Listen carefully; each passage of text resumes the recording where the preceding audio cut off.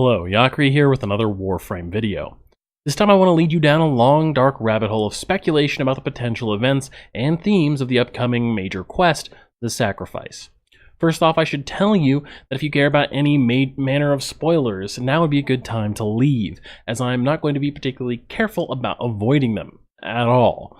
Of course, I don't know what's going to happen during the quest for sure, so, you're probably in the same boat as me in terms of knowledge you could have acquired in-game, but if you don't pay attention too much to Warframe in-game lore, maybe there's some stuff that will still be a surprise to you in this quest that I might ruin if you watch the video, so you've been warned. Alright, let's start at the top and go from there. The title of the upcoming major quest is itself very ominous in context. The Sacrifice certainly doesn't inspire thoughts of anything remotely happy or good to come to the children of Zariman 10-0. But what exactly might the Sacrifice be? Well, let's consider the biggest definitions of the word sacrifice. 1. The act of slaughtering an animal or person, or surrendering a possession as an offering to God or to a divine or supernatural figure. 2. The act of giving up something valued for the sake of something else regarded as more important or worthy. The word also has a lot of cheery synonyms, such as abandonment, or to betray, forfeit, or renounce. Considering the momentous nature of the quest, it is likely to have more than one meaning. In all likelihood, someone or something is being sacrificed. Given the prominence of Ballas in the preceding events and teaser information we have, he might be a figure to which someone or something is sacrificed to, or who is doing the sacrificing of someone else. But also the sacrifice might be made in the sense of necessary loss in pursuit of something greater. This is perhaps the most likely meaning. These possibilities are not all incompatible either. Considering the 3 likely targets for a person or person to be sacrificed are Ballas, the Lotus, and us. While I personally suspect that the most popular bet among us registered losers is that dear old Space Mom will be biting the dust during this quest, I think there's an equally good option for an alternative sacrificial lamb, us. What if we are the sacrifice, offered up to a deific figure, the Orokin Ballas, betrayed and abandoned by the Lotus? In many ways, this betrayal would also mean a sacrifice of the greater society of the Tenno that has been pulled together by the Lotus. Okay, so that's my personal pet theory, although probably not the one I think is actually most likely. We'll get back to that later. Now, I do have to admit that the Lotus is a much more on-the-nose and thus more likely target for some kind of sacrifice. She has been a parental figure to the Tenno, and after all, what parent wouldn't be willing to sacrifice themselves to protect their children? Ballas, I think, is the least likely target, as would any less central figure of the Warframe universe, such as Zalad V, for example. Zalad 5. Did you say 5 or V? Oh, good question. I don't know. Anyway, he would be a bit odd as a choice, though, wouldn't he? However, he appears to believe that the Lotus is in fact Margulis. As such, it's not entirely out of the question that the Lotus is manipulating him to his untimely demise at the benefit of the Tenno.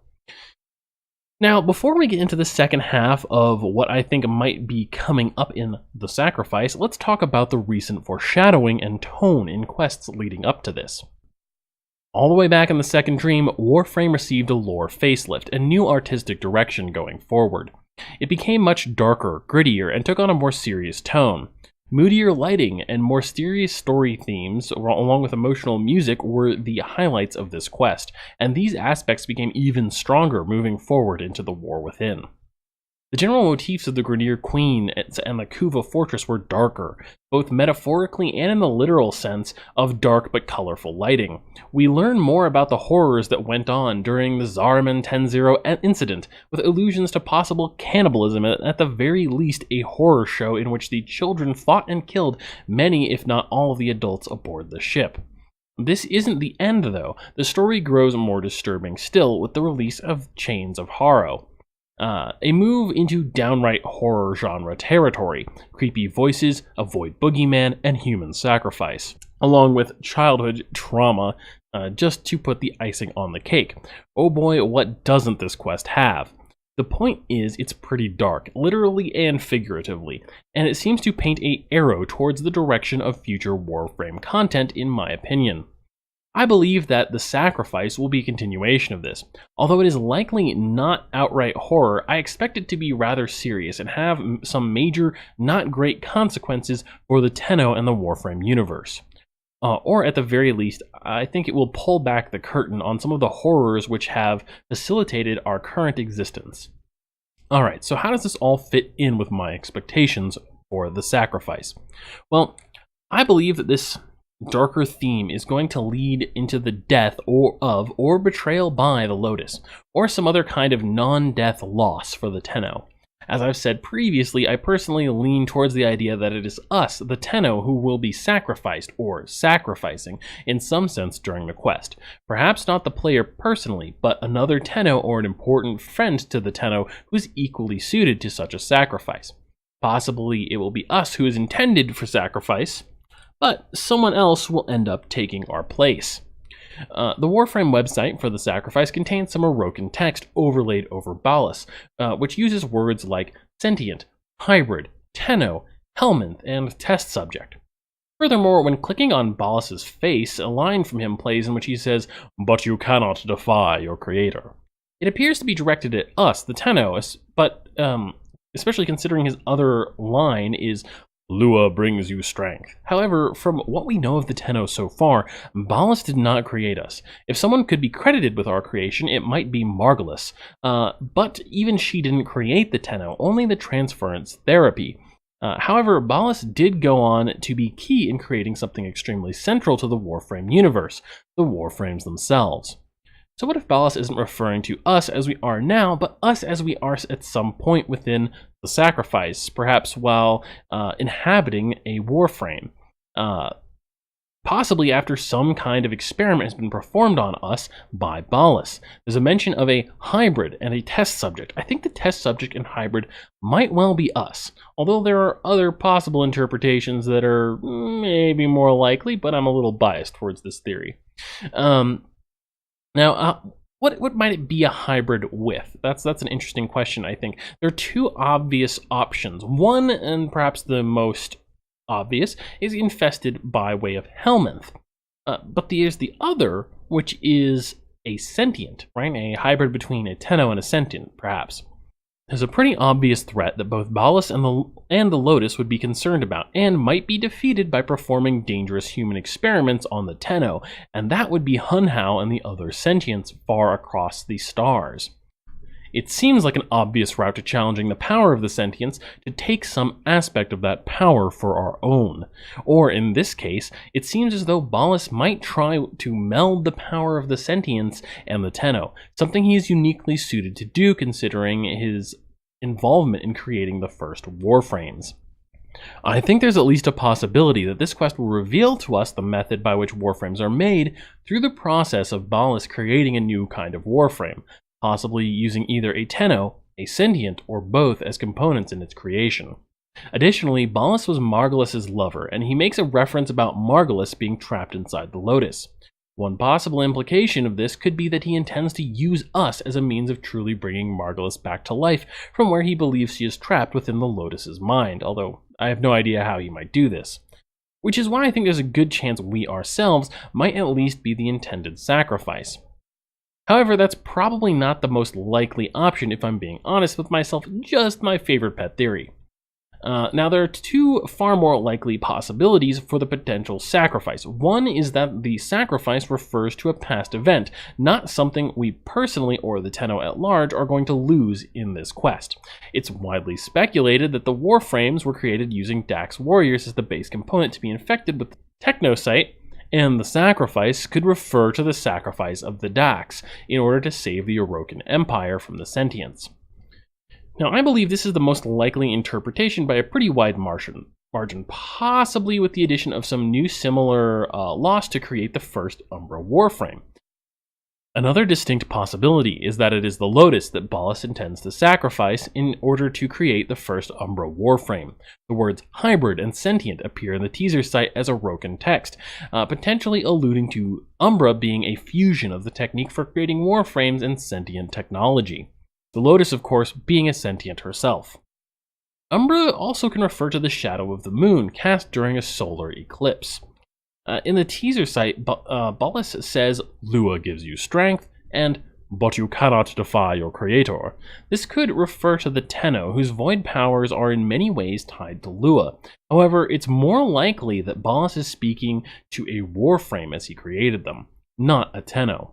It's possible that the Umbra frame in some way draws power from Lua. Its name certainly seems to imply that, which is why I think the frame might be some kind of Tenno or sentient hybrid, as the dead sentient on Earth becomes stronger at night, or it could be related to the void connection that Lua has. There's also a pretty good target for being turned into a new kind of Warframe that I haven't previously mentioned. Teshin is the last remaining Dax warrior, conditioned to be loyal to the Orokin whether he wishes to or not. Teshin's signature weapon is a Nikana as well, much like Excalibur's, although Teshin usually has two of them handy. He was also called a pseudo-Tenno by Tile Rigor, which could just be some sort of jab at his honorable nature, but Tile Rigor might be implying he is different from other Dax in a way that he is more like the Tenno, perhaps with some kind of void-related corruption or abilities. Bolus in most of his lines appears to be talking to either us or a Warframe respectively. During the teaser trailer for The Sacrifice, he says, "But all miracles require sacrifice. For their life, yours." Just finishing as Excal Umbra comes into focus. It's possible he's referring to the fact that a person must die to create a new Warframe. I think it is maybe foreshadowing Bolus killing someone we care about in order to create a new, improved version of Warframes, a next generation of Primes, if you will. If the Dax warriors were used to create the original primed Warframes, then it would make perfect sense for Bolus to use Teshin for this next generation of Warframes. So let's recap what I've discussed here and the most likely, or the most solid takeaway information within it. A sacrifice is the act of giving up something valued for the sake of something regarded as more important or worthy. Warframe lore has slowly shifted to darker and more mature themes. The Tenno, Lotus, and Teshin are prime candidates for being sacrificed. Sentient technology is likely involved in some way, either the goal being to defeat it with this new type of Warframe, or it being used in the creation of Umbra Warframes. Dax warriors were likely infested with the Technosite in order to create the prime Warframes. Bolus mentions one life being given for another, likely our life for someone else's or someone else's life for ours. Something more to do with Helminth is likely involved, although frankly I haven't a fucking clue how, except that he's referenced on the teaser site. My bet is on Bolus dragging us to the metaphorical or literal chopping block for what it's worth, with the second runner-up being Teshin or the Lotus in that order. Okay, now there's one more crazy idea I just want to toss out there because it's something I had sort of considered before, and then I realized that there's actually a bit of support for this crazy notion in Excal Prime's Codex entry. And yeah, I know it's after the summary, but it doesn't really fit with the rest of this crazy conspiracy theory nonsense that I've thrown out so far. Imagine the relationship of Warframes in terms of mass production. Regular Warframes are the mass-produced models, copies of copies, meant to be cheaply and effectively produced in large numbers. Okay, that's something that a lot of people have thought and makes a lot of sense, right? Now, let's say primes are, much like their name implies, the prime version of each frame, meant as the exemplary non-prototype first run in order to see what might be streamlined out in the production model. For increased efficiency. That leaves us with room for a farther back option, the first experimental model, the real prototype, farther back than the primes, whereas the primes are, unlike a prototype, which is rough and, kind of unique, the primes are the streamlined model that the production model will be based on. Now, Warframes is described as metallic puppets dangling on Tenno strings, which seems to be mostly true. Ours sure don't do much outside of one freak incident during the second dream. But what if that wasn't always the case? Maybe it was the goal in creating the primes to create a version of Warframes that were just dumb hunks of metal and flesh, completely docile except when controlled by the Tenno. This would fit very well with how Warframes in the present day Warframe universe behave. However, Bolus certainly talks about the original Warframes as if they have personality, describing how Mirage Prime warped her own creation process, essentially creating her own abilities rather than what Bolus intended to create her with. There's a mention in the Codex entry for Excalibur Prime that says, "We took the twisted few that had returned from that place. We built a frame around them." I think this might refer to the very first Warframes, the Umbra frames, made before the Prime Warframes. I think that the Primes were instead Dax warriors, shaped into docile, obedient Warframes with no free will, in the image of these earliest Warframes. In this case, Bolus might be referring not to the creation of Prime Warframes when he is talking in each Prime trailer that he has lines in, but rather referring to the creation of the Umbra Warframe originals, and he's just making a note of what happened during their very original creation when the Prime was created later. Now, that Codex entry is pretty interesting, but who could it be referring to? Who returned from the void, presumably the place mentioned, twisted, broken, and animalistically vicious, but possibly with power that might be turned into the Warframes? In particular, the entry for Rhino Prime alludes to this. Rhino certainly appeared to have some agency, and it ate people. It wasn't controllable in any way until it encountered the Tenno. Others have speculated that they might be Orokin who worked within the void and were corrupted by it.